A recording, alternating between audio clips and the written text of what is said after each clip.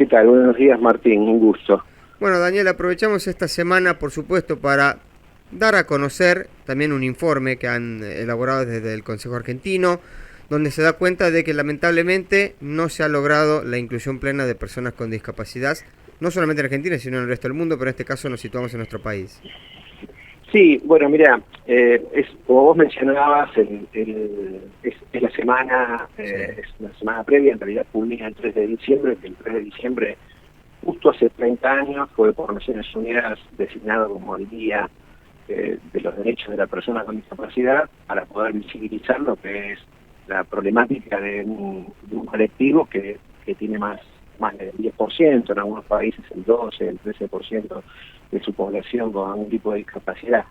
Entonces, lo que se hace es recordar en esta semana justamente todo lo que tenga que ver con la promoción y la eliminación, la necesidad de eliminación de barreras para que haya plena inclusión.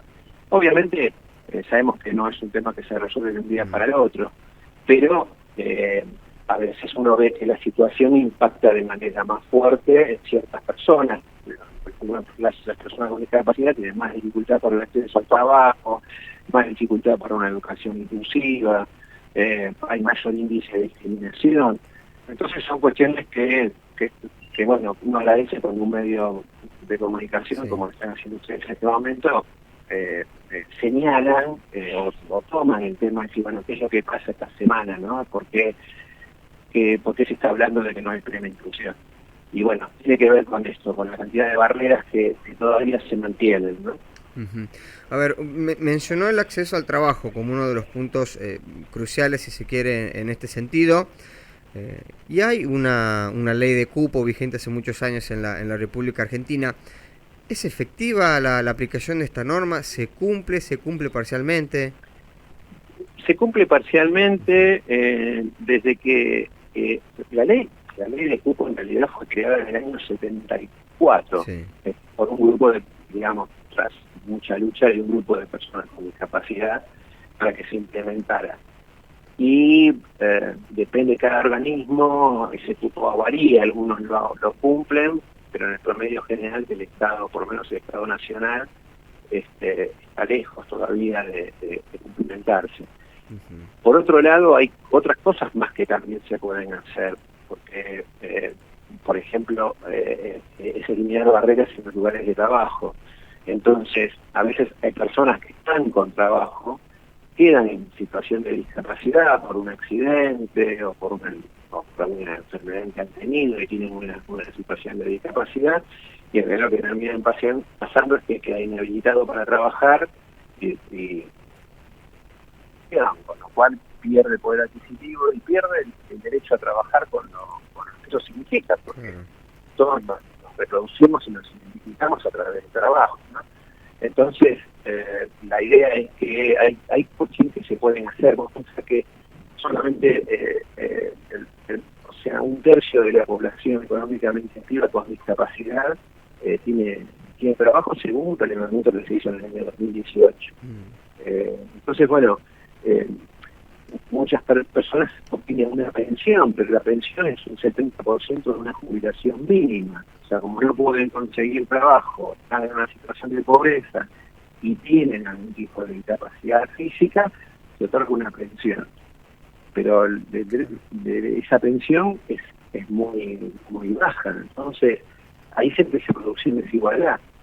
Y justamente el lema de este año que hizo Naciones Unidas es que en un contexto de post-COVID lo que hay que hacer es que haya menos desigualdad para la sociedad toda, porque eso impacta más negativamente todavía Claro, en la población que tiene algún tipo de discapacidad. claro.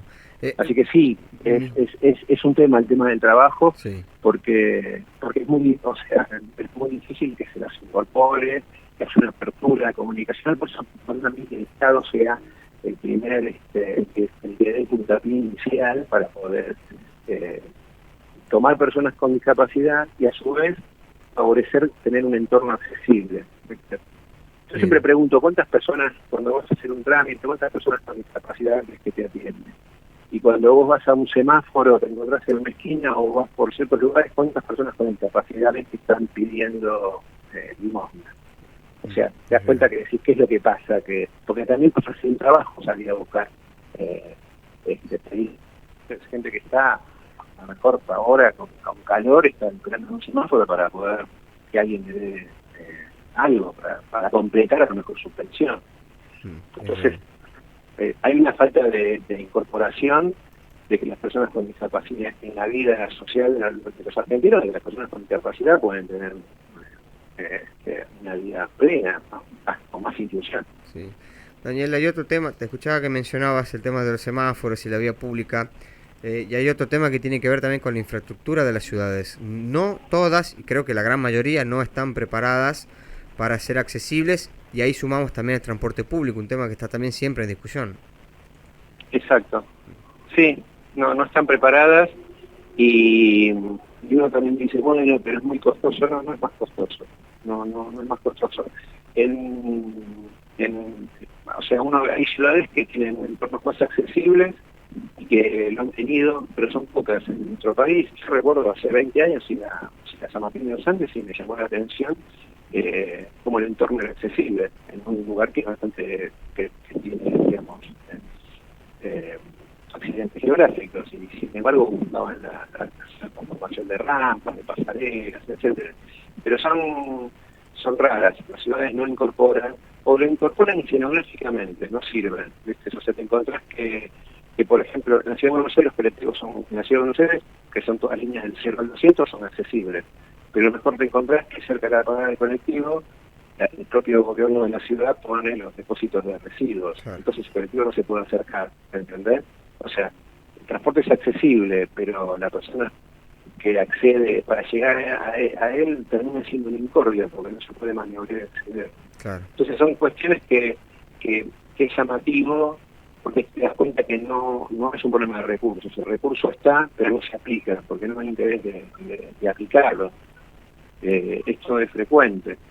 O vas a, por ejemplo, el derecho del voto, vos decís, bueno, no hay una prohibición a que la ciudadanía, a las personas con discapacidad, para que vayan a votar. Pero las escuelas no son accesibles, realmente las votaciones son escuelas, entonces está garantizado, el año pasado cuando hubo votaciones, se garantizaba que hubiera cuartos oscuros accesibles, pero para acceder a la escuela y llegar al cuarto accesible no había manera. Claro. O sea, tenían que venir 2 personas, agarrar una silla de ruedas, levantar a la persona de silla de ruedas para que ingrese. Entonces medio es contradictorio, hay cosas que se pueden hacer si hay mirada para hacerlo, ¿no? Bien. Y para eso es tomar conciencia. Por eso es importante esta semana lo que se pretende, vivimos un momento especial, hay un mundial de fútbol y todo eso, pero por eso es muy valioso que también dentro de este contexto podamos hablar de otros temas también que hacen a la vida de todos, porque aunque el 12% de la población tiene discapacidad, seguramente las familias y muchos de los oyentes deben tener un familiar con discapacidad que está diciendo, sí, esto me pasa, esta dificultad que tengo, esto. Claro. Es difícil hacer un trámite. Bueno, es eso, barreras. Así que bueno, esto está bueno que se revise, ¿no? Como el entorno y las barreras en ciudades. Así es. Daniel, muchísimas gracias por su tiempo, muy amable por este contacto. Bueno, muchísimas gracias a ustedes y bueno, saludos a la audiencia y gracias por este espacio. Que tengan un buen día. Hablamos con Daniel Ramos, presidente del Consejo Argentino para la Inclusión de Personas con Discapacidad.